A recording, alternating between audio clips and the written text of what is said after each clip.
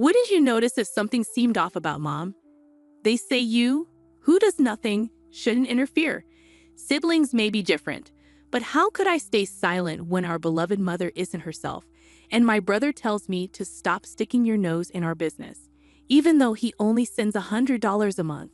Families come in various forms, and in my case, our father wasn't around. I have no recollection of him. He passed away in an accident shortly after I was born. Mom, who continued to cherish his memory, never remarried and single-handedly raised my brother and me. Undoubtedly, she faced countless challenges, yet she shielded us from any hardship, always wearing a smile.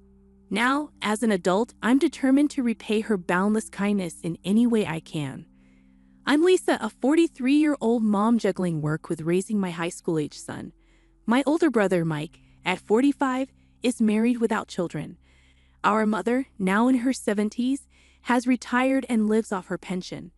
Initially, I found solace knowing she resides with Mike and his wife, as our visits are limited to Christmas holidays. From afar, it seemed they got along well, and Mom enjoyed a serene retirement. However, recent societal circumstances have heightened my concerns. Unable to visit frequently, our interactions are mainly through sporadic video chats, revealing her waning energy. Despite her age, I believe she needs a checkup, but she's hesitant. Thus, I've made the decision to reach out to Mike. Mike, it's been a while. I need to discuss Mom. I'm busy at the moment. Can we do this later? And he abruptly ended the call. Undeterred, I attempted to reach him again over the weekend. Hey Mike, can we talk? It's about Mom. I'm suffering from a terrible headache.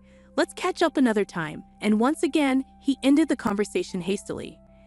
If I send a text, it's simply left on read, dismissed without acknowledgement.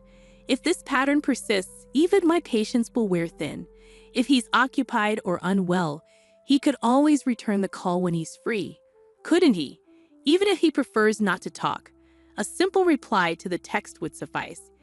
Yet, I mustn't be overly demanding. After all, they're the ones looking after our mom.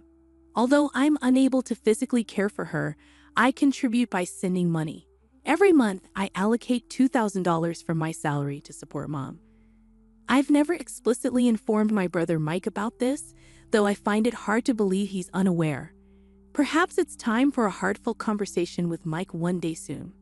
Lost in contemplation, my train of thought was interrupted by a ringing phone. Surprisingly, it's from my sister-in-law. That's uncommon. Brenda, Mike's wife, shares his age and dedicates herself to homemaking full-time. While we don't exactly click in conversation, it's not as if we're at odds. Our communication is sparse, usually routed through Mike whenever there's anything to discuss. I answered Brenda's call with a puzzled expression, unsure of what to expect. Hey Lisa, what's up with this month's money transfer? She blurted out, catching me off guard. It irked me how direct she could be, but her question served as a stark reminder that I had missed the usual date for the money transfer. So Mike and Brenda were indeed aware of my contribution. I mused. Simultaneously, I couldn't shake the suspicion that Brenda might be the one overseeing it all. I apologize. It slipped my mind with everything going on. I'll ensure it's transferred by this weekend. You know, you can transfer money online nowadays. We're looking after your mother, you know. It's not like we're doing this as volunteers. I don't see it that way. I'm always thankful to Mike and you, Brenda. Seriously, just because I'm a homemaker, it's as if all the responsibility for looking after Mom has been dumped on me. You two siblings are just awful. Brenda's words stung with bitterness. Yet I couldn't refute them. It appeared that Mike was genuinely occupied, but from Brenda's perspective, it seemed like endless grievances as she grappled with managing everything at home while I, miles away, appeared to neglect my duties towards our mother. If you're not going to take action, at least make sure to fulfill your part. Transfer it by tomorrow. Understood? Brenda's directive was firm. Yes, I understand, I replied, feeling the call end abruptly. She had a point. Unable to contribute in any other way, ensuring my payments were punctual seemed like the least I could do.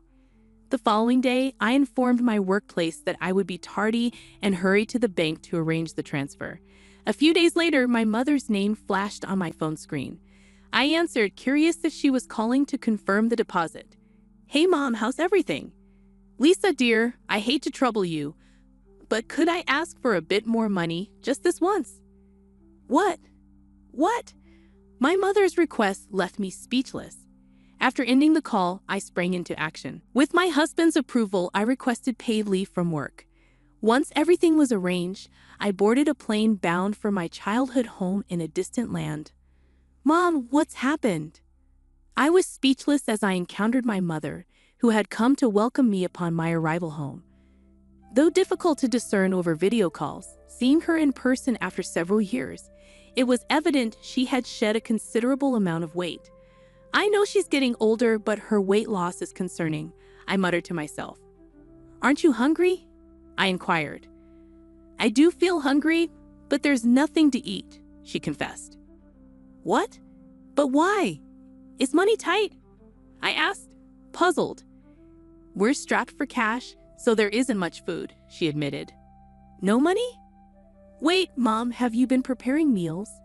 My concern deepened. No, Lisa's the one cooking. But with just a cup of noodles every night, I've naturally lost weight, my mother explained. And Lisa? Is she eating the same way? I inquired. She claims she mostly eats out and only eats at home when Mike is around, my mother replied. This doesn't make sense. She has the means to eat out, yet she allows you to have such meager meals, I remarked, feeling frustrated. Mom, if cooking is difficult, why not consider takeout? It could even be a chance for you to get out and get some fresh air, I suggested. I wish I could, but we simply can't afford it, my mother confessed sadly. You don't? What about the $2,000 I send each month? I questioned, taken aback. Well, Lisa uses it all for the monthly expenses, my mother revealed. What? What kind of expenses? I pressed. It wouldn't be fair to place all the blame on my mother. Her judgment might not be as sharp as it once was. The issue lies with my brother and his wife, she explained. What in the world are they doing? Frustrated, I decided to confront my brother and his wife when they returned home. Why are you here?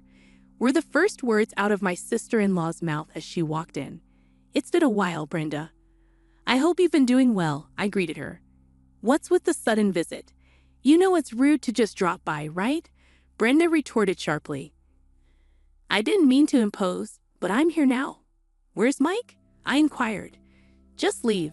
You're in the way. Get out before Mike gets back, Brenda insisted impatiently. I suppose it's understandable if they're annoyed with me, but why are they so eager for me to leave? I pondered silently. Just then, my brother Mike, looking exhausted from overtime work, entered the room. Why are you here? Mike's greeting echoed Brenda's sentiment. With a wry smile, I informed them that we needed to have a discussion. What's there to talk about? Mike questioned. It's about Mom, I replied. Mike, how much do you know about Mom? I inquired further. What's going on with Mom? Mike's concern was evident. Well, Mom has been surviving on just a cup of noodles every night, I disclosed. Did you know she wasn't eating anything else? I pressed. What do you mean? Mom's only having noodles? Mike seemed startled. Brenda, you're being rather loud, I interjected gently. Why does she have to sneeze every time I try to talk? And what's with those sneezes anyway? Who does she think she is? I grumbled, shooting Brenda a disapproving look, but she remained unruffled, avoiding my gaze. I'm saying Mom has lost too much weight. Have you even bothered to check in on her? I demanded. Do you think I have any time between all this overtime work I've been putting in? Brenda has been the one taking care of Mom instead of me during this tough economic climate. You do nothing, so stay out of it, Mike retorted defensively. But I can't stay silent with things as they are. Sure, I might not be able to be there for her physically, but I am sending money, aren't I? I countered. What happened to that money? Mike's question hung heavily in the air. You call that money? Don't act so superior over a mere $100, Mike retorted sharply. His words hung heavily in the air, sending a jolt of surprise through me. What? I exclaimed softly. If it were true that I was only sending $100, Mike's accusation would be justified. But that wasn't the case. What do you mean? I've been sending $2,000 every month, I countered. What? Mike's response was equally startled, punctuated by a loud noise. Brenda, suddenly standing up from her chair, interjected. Well, it's getting late. How about we call it a night? You must be exhausted, Lisa. Your presence is upsetting the family's harmony. It's best if you go home. Go home, Brenda insisted, her tone firm. But Mike intervened. Wait a minute, Brenda. Where did you put Mom's bank book? He demanded. I'm not sure. Weren't you the one who asked me to deposit money as soon as possible? Brenda replied, her voice wavering. Don't speak nonsense, Lisa, Brenda retorted, standing her ground against my mother and me. She let out a small gasp when Mike called her name in a low, stern voice. Mike's anger was well known in our household. He only ever got mad for valid reasons. And now he seemed genuinely furious, finally grasping the gravity of the situation. Where is Mom's bank book? Mike's voice was firm, his tone indicating no room for excuses. Where did I put it? Wait, here it is. Brenda hastily retrieved Mom's bank book as Mike's anger boiled over. Flipping through it, Mike was left speechless. There it was, clear as day. Brenda had been withdrawing $2,000 every month for years. Mike, you truly didn't know? I questioned, my disbelief evident. Yeah, Brenda told me she was only withdrawing $100 each month, and I took her word for it, Mike admitted. What a mess. It's a huge misunderstanding. But the real issue lies with the person who caused this confusion. Brenda, what did you do with the $1,900 after deducting the $100 from Lisa's contribution? It simply vanished, I exclaimed. How does money just disappear like that? It's absurd, Mike added, bewildered. Well, it tends to disappear pretty fast if you're gambling, Brenda confessed, her voice trailing off. Gamble? Wait, what? I interrupted, stunned by her revelation. I mean, spending it frivolously like shaking off a chill. It just goes, Brenda stammered. What on earth are you talking about? I demanded, growing increasingly concerned. Lisa mentioned earlier that Mom is only having a cup of noodles every day. So were you going to the casino during the day?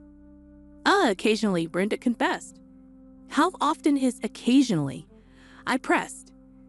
I go to the casino on weekdays and buy online tickets on weekends, Brenda admitted. That's practically every day, I remarked in disbelief. I'm speechless. No wonder the money we sent her disappears so quickly. In fact, she might have used up all of Mike's earnings, aside from utilities and other essential expenses. I concluded, feeling a mixture of shock and frustration. It seems Brenda hasn't just squandered Mike's income and my contributions. The revelation led to a hazy discussion and eventually a unanimous decision to divorce. With the exception of Brenda, I added solemnly.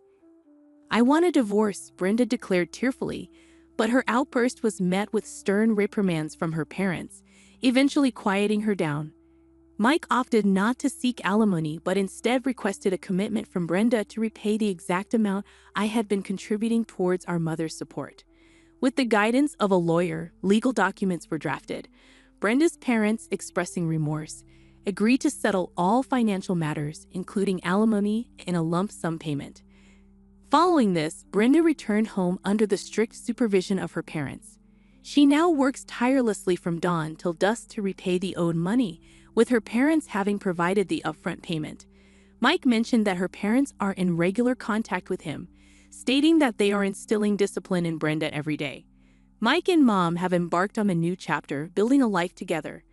As for my husband and me, we relocated when our son began college, settling halfway between my parents' home and my husband's in Ohio. Fortunately, both of us were able to transfer to branches of our companies situated in this new location. I've even scaled back my workload to offer support to Mike and Mom. Despite Mike's culinary shortcomings, he's been taking time off work to ensure Mom has a hearty lunch. Seeing Mom's face regain its plump and gentle expression brings a sense of relief. With these thoughts in mind, I visit my mother today.